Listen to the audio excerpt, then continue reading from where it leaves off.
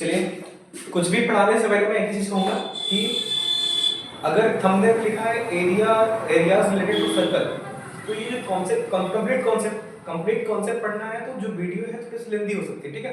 और number of views और number of subscriber देख के आप आगे करो, ठीक है। हाँ, टीचिंग सेटअप मेरा नया है, मैं ये प्लेटफॉर्म मेरा नया है, चैनल मेरा नया है, टीचर भी मैं ऑनलाइन नया हूँ, ऑफलाइन पढ़ाता हूँ लेकिन ऑनलाइन नहीं पढ़ाता था, अभी मैंने नया स्टार्ट किया है। इसके लिए आप ट्राई कर सकते हैं, आप रिलेवेंट स्टूडेंट हैं, ठीक है, तो थोड़ा सा धैर्य दिखाइएगा, ठीक है। और पेशेंस, आप कहीं और सोच सकते हैं पढ़ते हो ऑनलाइन, किसी और टीचर से पढ़ते हो, मुझे आइडिया नहीं कि आप कहाँ से पढ़ते हैं कहाँ से नहीं पढ़ते हैं, लेकिन अगर आप देख रहे हैं, आप क्लिक किया है तो थोड़ा सा देख लीजिएगा, ठीक है। जहां तक आपको समझ में आएगा देखिएगा, नहीं बंद कर दीजिएगा, कोई जबरदस्ती नहीं है, ठीक है। ठीक, सबकी अपनी अपनी अंडरस्टैंडिंग लेवल अलग होती है, टीचिंग स्टाइल अलग होती है, तो मैं कोशिश करूंगा आपको अच्छे से समझाऊं। तो चलो शुरू करते हैं, ठीक है। जैसा कि थंबनेल में लगा है, हम क्या पढ़ने वाले हैं, area related to circle. Area related to circle को पढ़ने से पहले हमें सर्कल के बारे में जानकारी होनी चाहिए। तो आप जो सर्कल चैप्टर है उसमें इसकी डेफिनेशन जान पढ़ चुके होंगे, समझ चुके होंगे सर्कल क्या होता है। तो मैं वही टर्मिनोलॉजी इस वीडियो में आपको बताऊंगा, जिन टर्म का आपको इस चैप्टर में रिक्वायरमेंट होने वाला है, जिसकी हेल्प से आप क्वेश्चन बना सकेंगे, ठीक, चीजों को समझ सकेंगे। सबसे पहली चीज, सर्कल जो होता है, सर्कल,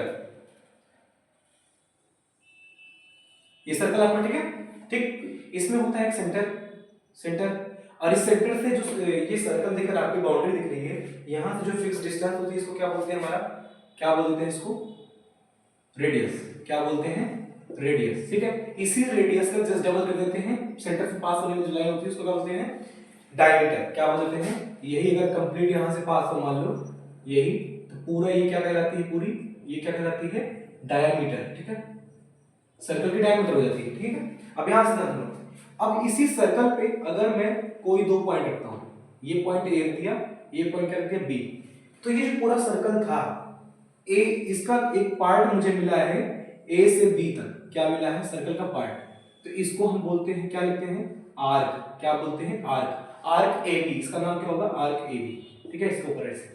अब इसी आर्क और इसी दो पॉइंट जो डिस्टिंक्ट पॉइंट मैंने ए बी लिया है इसको ज्वाइन कर देंगे, एक लाइन सेगमेंट जो टू डिस्टिंक्ट पॉइंट सर्कल में ज्वाइन करती है उसको बोलते हैं कॉर्ड। तो हमारा ए बी क्या बन जाएगा, लाइन सेगमेंट कॉर्ड बन जाएगा। अब एक चीज और, फिर आता है चीज, एक टर्म होती थी सेगमेंट, क्या आती है, सेगमेंट, ठीक है। सेगमेंट क्या होता है, इसी जो कॉर्ड बनी है ए बी, कॉर्ड, और ये जो आर्क बना है ए बी, इसके बीच का जो बाउंडेड एरिया है इसको क्या बोलते हैं, सेगमेंट बोलते हैं, क्या बोलते हैं, सेगमेंट, ठीक है।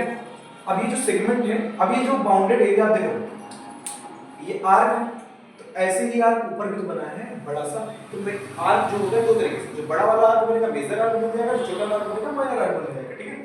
ऐसे जो सेगमेंट बना है ये माइनर सेगमेंट होगा छोटा वाला, इसके ऊपर ठीक देखो बड़ा सा सेगमेंट बना है, कॉर्ड है, बड़ा वाला आर्क है, इसके बीच का एरिया है, तो ये कौन सा हो जाएगा, मेजर सेगमेंट, क्या बोल देंगे इसको, मेजर। जब दो पार्ट में सर्कल बटेगा किसी टर्म में, तो उसमें एक बड़ा वाला पार्ट मेजर हो जाएगा, छोटा वाला पार्ट क्या हो जाएगा, माइनर हो जाएगा, ठीक है। इसको बोलते हैं मेजर सेगमेंट, क्या बोलते हैं, मेजर सेगमेंट, ठीक है।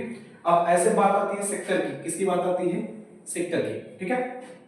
उम्मीद है सर्कल का बढ़िया बना होगा, नहीं बना है तो मुझे एडजस्ट कर लीजिए, ठीक है, बाकी ठीक ही बना है मुझे लग रहा है, ठीक है। ये सेंटर है, एक रेडियस मैंने ऐसे बना दिया, एक रेडियस और बना दिया, यहाँ पॉइंट ए नाम रख दिया, यहाँ पे पॉइंट क्या नाम दिया, बी, ए और बी पॉइंट दिख रहा है, यहाँ से यहाँ तक क्या है, ये आर्क है, दो रेडियस, एक रेडियस, दो रेडियस और एक आर्क, इसके बीच का जो एरिया बाउंडेड होता है इसको बोलते हैं सेक्टर, क्या बोलते हैं, सेक्टर, ठीक है। अब ऐसे देखो, ये रेडियस है, इधर भी तो आर्क है, ये भी सेक्टर बनेगा। मैंने कहा जब भी दो पार्ट में किसी टर्म से बटेगा सर्कल, तो एक मेजर पार्ट बनता है, एक माइनर पार्ट बनता है, तो ये बड़ा वाला सेक्टर हमारा क्या बनेगा, मेजर सेक्टर हो जाएगा, ऐसे माइनर सेक्टर हो जाएगा, दो चीज हो गई, ये चीज हो गई, इसका हमको इस्तेमाल था। अब हम आते हैं अपने चैप्टर के टर्मिनोलॉजी, चैप्टर पे जो मेन इसमें पढ़ना है एरिया पे, ठीक है। ये तो एकदम आपको जानना था, ठीक है, इसको मिला के चलो। सबसे पहली चीज, आप आर्क लेंथ पढ़ते हैं, क्या पढ़ते हैं, आर्क लेंथ। आर्क लेंथ कैसे कैलकुलेट करते हैं, आपने पहले पढ़ रखा होगा कि सरकमफ्रेंस ऑफ द सर्कल, क्या पढ़ा है, सरकमफ्रेंस ऑफ द सर्कल। कोई सर्कल है जिसका सरकमफ्रेंस क्या आता है, सरकमफ्रेंस आता है 2πr, ये पढ़ रखा है। और ये सर्कमफ्रेंस एक्चुअली क्या होता है, मान लो कोई सर्कल है, उसकी जो बाउंड्री की लेंथ है, ये जो बाउंड्री दिख रही है, इसकी जो एक पॉइंट से आप स्टार्ट करिए, यहाँ से पूरा कंप्लीट इसको सर्कल घूम जाइए इस बाउंड्री पे, जो ये कंप्लीट लेंथ होती है यही हमारी सर्कमफ्रेंस होती है, इसको पेरीमीटर ऑफ द सर्कल बोलते हैं, जिसकी लेंथ होती है 2πr। ठीक है, अब एक चीज ध्यान समझिए, अगर ये पॉइंट, ये सेंटर है, यहाँ से अगर ये पॉइंट है, ये पूरा रोटेट कर पूरा एरिया घूमने पर कितना डिग्री हम घूमते हैं, एक पॉइंट के अराउंड कितना डिग्री घूमते हैं, कितना 360 डिग्री। ठीक है, 360 घूमते हैं। अब ये जो 2πr लेंथ रहा होगा, हमने कंप्लीट सर्कल बाउंड्री लिया है, तो ये पूरे 360 डिग्री एंगल में से पूरा रोटेशन कितना हुआ 360, तो एक्चुअल में ये वैल्यू होती है, ये 360/360 जो होता है ये कट के 1 हो जाता है, इसके लिए इसको हम क्या लिख देते हैं 2πr। तो जब आर्क की बात आएगी, जो आर्क होता है तो किसी छोटे से पार्ट में जाता है, मान लो यहाँ से आर्क A से B, तो यहाँ से हम देखें रोटेशन करने पर, इतना करने पर मान लो सेंटर पे एंगल कितना सब्सटेंड करता है, थीटा। थीटा क्या है, किसी अननोन एंगल को रोटेशन करने का एक तरीका है। ठीक है, अब मान लो ये पूरा कंप्लीट नहीं घूम रहा है, 360 नहीं घूम रहा है, तो जो पूरा 360 था उसमें से थीटा रोटेट कर रहा है, तो जो आर्क लेंथ हमारी बनेगी, आर्क लेंथ क्या बनेगी, आर्क लेंथ ये आएगी 2πr, तो रहेगा। ठीक है, और 360 डिग्री में से कितना डिग्री हमने रोटेट किया है, सम कुछ एंगल थीटा, तो ये कितना बनेगा 2πr into θ/360, ये आर्क लेंथ होगी। जब भी मुझे आर्क की लेंथ बतानी होगी मैं फॉर्मूला अप्लाई करूंगा 2πr θ/360, थीटा कौन सा होगा, सेंटर पे एंगल कितना सेपरेट करता है आर्क। ठीक है, पहली चीज हो गई, उम्मीद है कि समझ में आएगा। ठीक है, आर्क लेंथ आप किसी भी कैलकुलेट करना है तो थीटा पता होना चाहिए सेंटर पे, और कि किसी पर्टिकुलर आर्क से कितना एंगल बनना है वो उससे निकल जाएगा, रेडियस पता होना चाहिए। ठीक, ये हो गया आर्क की। अगला आते हैं, ठीक है, एरिया ऑफ सेक्टर पे आते हैं। किस पे आते हैं, एरिया ऑफ सेक्टर कैसे निकालते हैं। अभी मैं इसमें कॉन्सेप्ट पढ़ाऊंगा, केवल क्वेश्चन नहीं कराऊंगा। ठीक है, चलो एरिया ऑफ सेक्टर कैसे होता है। सबसे पहले सेक्टर कहां होता है, एक रेडियस दूसरा रेडियस, दो रेडियस हुआ, इसके बीच, और ये आर्क हो गया, इसके बीच में जो बाउंडेड है, पहले मैं माइनर बताता हूं, मेजर आप समझ जाएंगे खुद ही। ठीक है, जैसे ये रेडियस आर, ये रेडियस आर, ये ओ ए बी, ये पहले सबसे पहले बता दीजिए एरिया ऑफ सर्कल क्या होता है। एरिया ऑफ सर्कल, जो एरिया ऑफ सर्कल होता है, एरिया ऑफ सर्कल कितना होता है πr², ये पढ़ रखा है।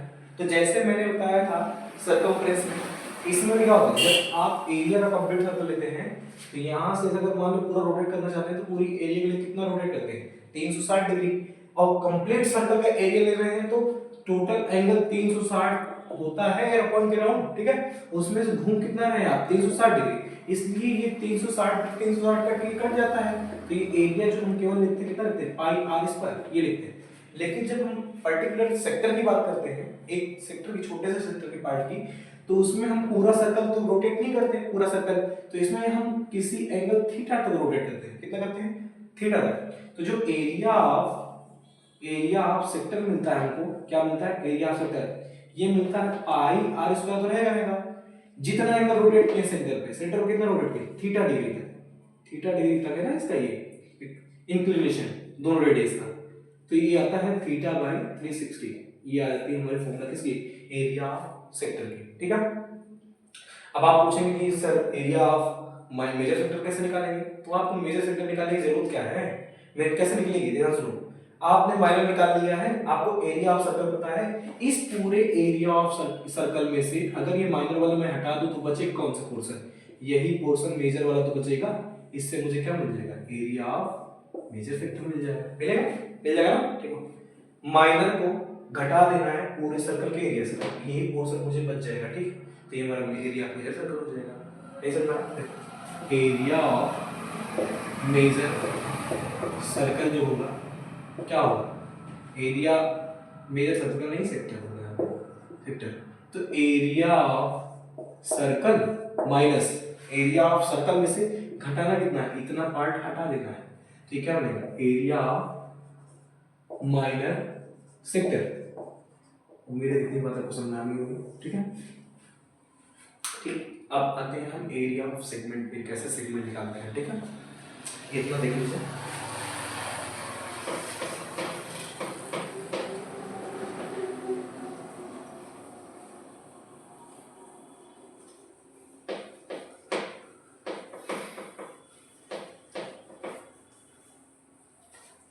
चलो अब आते हैं सेगमेंट पे। ये सर्कल है, सेगमेंट किसको बोलते हैं? मान लो पॉइंट ए है, ठीक है, ये पॉइंट कितना है? बी। यहां से ए से बी को ज्वाइन कर दीजिए। मैंने कहा था ये जो कॉर्ड बनी है ए बी और नीचे जो आर्क बना है ये, इसके जो बीच का एरिया होगा यही क्या होगा? हमारा सेगमेंट होगा, ठीक है। इस सेगमेंट का मुझे चाहिए एरिया। अगर आप ध्यान से देखेंगे एक चीज और, अगर इस चैप्टर में आपको कोई भी फिगर में किसी भी पार्ट का शेडेड रीजन का, नॉन शेडेड रीजन का या किसी पर्टिकुलर एरिया का आपको क्या पूछता है? एरिया पूछता है, तो आप उसको ऐसे फिगर्स में ब्रेक करेंगे, एक्सेस शेप्स में ब्रेक करेंगे जिसका एरिया आप बाय फार्मूला कैलकुलेट कर सको या फिर बाय लॉजिक किसी तरीके से क्या करो? कैलकुलेट कर सको, किसी को किसी में जोड़ के किसी को घटा सके, ठीक है। अब ध्यान सुनो, अगर आप देख पा रहे हो, अगर मुझे चाहिए इस सेगमेंट का एरिया, सबसे पहले मैं इस सेक्टर का एरिया अगर निकाल लूं, क्या निकाल लूं? सेक्टर का एरिया। उसमें से अगर ये ट्राइंगल घटा लूं, सेक्टर का एरिया ऐसे निकाल लूं पूरा पूरा कंप्लीट, इसमें से इस ट्राइंगल का एरिया क्या करो? सबट्रैक्ट कर दो, तो एरिया कौन सा बचेगा? ये बचेगा। मतलब एरिया ऑफ सेगमेंट बनाना है मुझे, क्या करना है? एरिया ऑफ सेगमेंट बनाना है, तो इसमें एरिया ऑफ सेक्टर पहले निकालेंगे, पूरे सेक्टर में एरिया। अब इसमें दो पार्ट इंक्लूड है, ट्रायंगल इंक्लूड है, ये सेगमेंट इंक्लूड है। सेगमेंट चाहिए, सेगमेंट निकाल रहे हैं, तो इसमें घटाना कौन सा पड़ेगा? Area of triangle. क्या करेंगे? एरिया ऑफ ट्रायंगल, ठीक है। इसमें ध्यान सुनो, तो इसमें प्रॉब्लम क्या आती है? प्रॉब्लम कहाँ आती है? सेगमेंट का निकालना है, एरिया ऑफ सेक्टर तो आप निकाल लेंगे किससे? ये बन जाएगा पाई आर स्क्वायर थीटा बाई 360। इससे आपका आ जाएगा किसका? सेक्टर का एरिया। लेकिन आप एरिया ऑफ ट्रायंगल तभी निकाल सकते हैं जब, अभी मतलब कई तरीके हैं लेकिन मैं इसको और थोड़ा सा एक्सप्लेन करता हूँ। अगर यहाँ सेंटर पे थीटा कितना हो गया? थीटा कितना होगा? 90 डिग्री। अगर थीटा 90 डिग्री हो जाएगा तो ट्रायंगल हो जाएगा right angle triangle. Right angle triangle होगा तो इसमें से एक रेडियस हमारा बेस हो जाएगा, इसके रिस्पेक्ट में कितना हो जाएगा? हाइट हो जाएगा। तो इसमें हम फॉर्मूला लगा देंगे हाफ बेस इनटू हाइट। आगे बताता हूं थोड़ा सा इसको आगे, ठीक है। ट्रायंगल के एरिया में समझा देते हैं।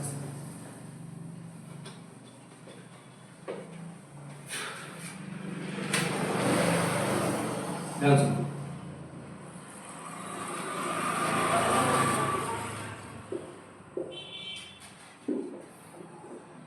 थीटा 90 हो गया, क्या हो गया? 90।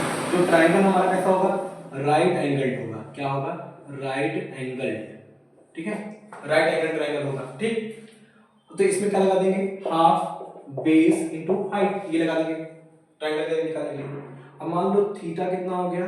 थीटा जो हमारा हो गया 60 डिग्री। थीटा अगर 60 हो जाएगा, मान लो सेंटर ऑफ एंगल कितना होगा? 60 डिग्री हो गया, हो गया। अगर ये 60 हो जाएगा, ये रेडियस है, ये रेडियस है, तो ये आइसोसेलेस ट्रायंगल तो होगा। आइसोसेलेस ट्रायंगल क्योंकि रेडियस रेडियस बराबर, तो इसके पूरे डी एंगल बराबर, इसके पूरे डी एंगल बराबर, जब तीनों एंगल आपस में बराबर हो जाएगा, क्या हो जाएगा? बराबर हो जाएगा, तो तीनों 60 60 डिग्री हो जाएगा। तो ये हमारा ट्रायंगल कैसा बन जाएगा? Equilateral triangle. कैसा बन जाएगा? Equilateral triangle. कौन सा ट्रायंगल? Equilateral triangle. तो इक्विलैटरल ट्रायंगल का एरिया कैसे निकालते हैं? इसका फॉर्मूला आता है √3/4 a स्क्वायर, यही आता है, ठीक है। इक्विलैटरल ट्रायंगल का एरिया कैसे निकालेंगे? √3/4 a स्क्वायर। अब बात आती है कि अगर मान लो एंगल कुछ और हुआ तो क्या होगा? कुछ और हुआ तो एरिया कैसे निकालेंगे, उसके लिए मैं बताता हूं, ठीक है।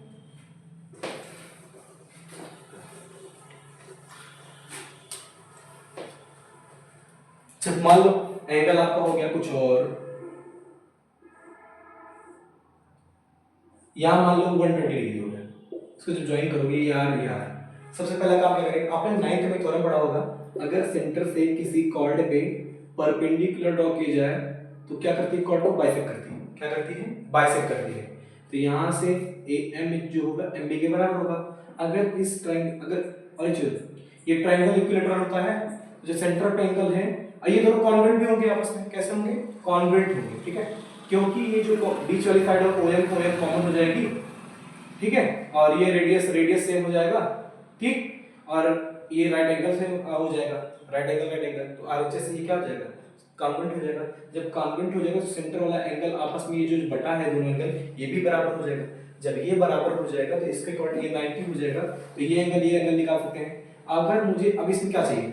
ये जो OM है इस ट्रायंगल की हाइट बन रही है, AB किसकी क्या बन रही है, बेस बन रही है। क्या बन रही है, OM इसकी हाइट बन रही है, AB इसकी क्या बन रही है, बेस बन रही है। ठीक, बन रही है। अब अगर मुझे AM चाहिए या फिर OM चाहिए, R पता रहेगा, यहाँ का एंगल पता रहेगा, यहाँ अगर मैं थीटा लगाऊंगा मान लो साइन थीटा लगाऊंगा तो OM परपेंडिकुलर बनेगा इसके अकॉर्डिंग और इसका हाइपोटेनस R बनेगा। तो R पता रहेगा, OM निकालना रहेगा, साइन थीटा से ये मिल जाएगा, यहाँ से OM की वैल्यू मिल जाएगी, जो भी आएगी वैल्यू साइन थीटा अप्लाई करेंगे, परपेंडिकुलर पर हाइपोटेनस हो जाएगा, परपेंडिकुलर वैल्यू चाहिए, ये R से मल्टीप्लाई करेंगे, इसमें जो भी वैल्यू रहेगी यहाँ से OM मिल जाएगा, OM इसकी हाइट मिल गई। अब मुझे चाहिए बेस, तो इस हाइपोटेनस और बेस में रिलेशन किसका होता है, cos थीटा का। किसका होता है, cos थीटा। cos थीटा होता है बेस अपॉन हाइपोटेनस। बेस हमारा AM हो जाएगा और हाइपोटेनस R हो जाएगा। यहाँ से cos थीटा जो वैल्यू रहेगी मल्टीप्लाई करेंगे, यहाँ से क्या मिल जाएगा, AM मिल जाएगा। क्या मिल जाएगा, AM। अब बताइए AM मिल गया, AB चाहिए, तो जो AB होगा AM का जस्ट डबल होगा क्योंकि ये बाइसेक्ट हो रहा था, तो जस्ट डबल होगा तो यहाँ से क्या मिल जाएगा, इसका जस्ट डबल करेंगे 2AM निकालेंगे तो कितना आ जाएगा, AB आ जाएगा। अब देखो यहाँ से मुझे AB मिल चुका है, क्या मिल चुका है, AB, जो कि हमारा ट्रायंगल का क्या बनता है, बेस हो जाएगा यहाँ से यहाँ तक। ठीक, और जो OM मिला है, OM क्या हो जाएगी, हाइट हो जाएगी, हाइट। ठीक है, हाइट, तो यहाँ से फिर संख्या लगा देंगे हाफ बेस इनटू हाइट। ठीक है, एक चीज ध्यान देंगे, जब थीटा जो है 90 डिग्री होता है तो इसको हम जो सेक्टर होता है इसका नाम क्वाड्रेंट होता है। क्या होता है, क्वाड्रेंट। क्वाड्रेंट मतलब 4 पार्ट में से एक पार्ट। टोटल 360 डिग्री होता है सर्कल का, पॉइंट के राउंड, सेंटर के राउंड। इसमें से एक 90 है तो दूसरा भी 90, तीसरा भी 90, चौथा भी 90। तो ये जो सेक्टर बनता है 90 डिग्री वाला, इसको बोलते हैं क्या, क्वाड्रेंट। क्या बोलते हैं, क्वाड्रेंट। ठीक है, और ऐसे मान लो थीटा कितना हो गया, 180 हो गया, तो जो इसमें एरिया किसका आएगा, सेमी सर्कल का। तो क्वाड्रेंट का एरिया कितना आएगा, पाई आर स्क्वायर, थीटा का जगह 90 बाय 360, ओके, तो कितना आएगा, पाई आर स्क्वायर बाय 4। मतलब एक सर्कल का जो एरिया होता है उसको 4 से डिवाइड करेंगे तो एक क्वाड्रेंट का एरिया आता है। और सेमी सर्कल के लिए क्या करेंगे, जब 180 डिग्री सेंटर पे एंगल बनेगा तो ये पाई आर स्क्वायर बाय 2 ये होता है। ठीक है, इतनी बात समझ में आई, उम्मीद है कि आपको समझ में आई इतनी बात। ठीक है, अब आती है बात कि इस चैप्टर में क्या क्या इंपॉर्टेंट चीजें, अभी भागिए मत बता रहा हूँ। इस चैप्टर में आपको क्या होना चाहिए, आपकी कैलकुलेशन अच्छी होनी चाहिए। आप डेसिमल वाले कैलकुलेशन से घबराएंगे नहीं। किससे नहीं घबराएंगे, डेसिमल वाले कैलकुलेशन से। और एक चीज और, अब इसमें जहां डेसिमल में मान लो आपको रेडियस मिलता है, डायमीटर आपको दिया 35 मीटर, तो डायमीटर जो आपने लिखा है 35, इसको तुरंत आप जो भी है डेसिमल में कन्वर्ट करने लगेंगे। ऐसे आप फ्रैक्शन में इसका रेडियस लिखेंगे, किसमें लिखेंगे, फ्रैक्शन में। ठीक है, और एक चीज और, जैसे जो पोर्शन का आपको एरिया निकालना है, अगर मान लो 2 सेप को घटा के जोड़ के मिलता है, किसको मिलता है, 2-3 सेप को जोड़ के घटा के मिलता है, तो उसको आप अलग अलग स्टेप में हर सेप का एरिया नहीं निकालेंगे, ऐसा एक्सप्रेशन जनरेट करेंगे कि एक सिंगल टर्म में हो जाए। जैसे मान लो इसमें मुझे चाहिए किसका, सेगमेंट का एरिया, तो मैं इसको लिखूंगा एरिया ऑफ सेगमेंट बराबर area of sector minus area of triangle. क्या लिखेंगे, एरिया ऑफ ट्रायंगल। ऐसे एक ही स्टेप में करते जाएंगे, ये नहीं कि पहले स्टेप में एक बार इसको पूरा कैलकुलेट कर लिया, एक फिर दूसरे स्टेप में इसको करेंगे, फिर तीसरे स्टेप में निकालेंगे। इससे आपका क्वेश्चन क्या हो जाएगा, लेंथी हो जाएगा। और इसको करते समय आप घबराएंगे नहीं आंसर को लेकर। डेसिमल में आंसर में अपने आप सेल्फ डाउट आता है, अपने ऊपर क्या होता है, सेल्फ डाउट होने लगता है कि आंसर सही आ रहा है कि नहीं आ रहा है। आप उसके चक्कर में पड़िएगा। जो surface area and volume chapter होता है और एरिया इलेक्ट्रिक सर्कल चैप्टर होता है, इसमें अप्रोक्सीमेशन बहुत चलता है, क्योंकि √3 वैल्यू इस्तेमाल होती है, इसमें पाई वैल्यू इस्तेमाल होती है। ठीक है, पाई, तो इससे जो पाई और √3 की वैल्यूज आती है डेसिमल में, वो एग्जैक्ट नहीं होती है, तो उसके बेस पे कैलकुलेशन करते हैं, तो क्या होता है उसमें अप्रोक्सीमेशन चल जाता है लास्ट में आंसर में। ठीक है, और एक चीज और, जल्दबाजी में क्वेश्चन नहीं करेंगे आप, धीरे धीरे आराम से, प्रेम पूर्वक आराम से शांत मन से करेंगे, एक बार में करेंगे, सही करेंगे। और जो जल्दबाजी में करता है, एक क्वेश्चन 4 बार करना पड़ता है उसको। ठीक है, इतना समझ में आया। अब जो इसका क्वेश्चन वाला वीडियो होगा, मैं आगे नेक्स्ट वीडियो में क्वेश्चन कराऊंगा इसका एनसीईआरटी का। एनसीईआरटी में पहले 3 एक्सरसाइज हुआ करती थी, लेकिन अब बची कितनी है, एक ही बची है। ठीक है, तो उसको मैं किसी वीडियो में करा दूंगा। 1 मिनट खाने की।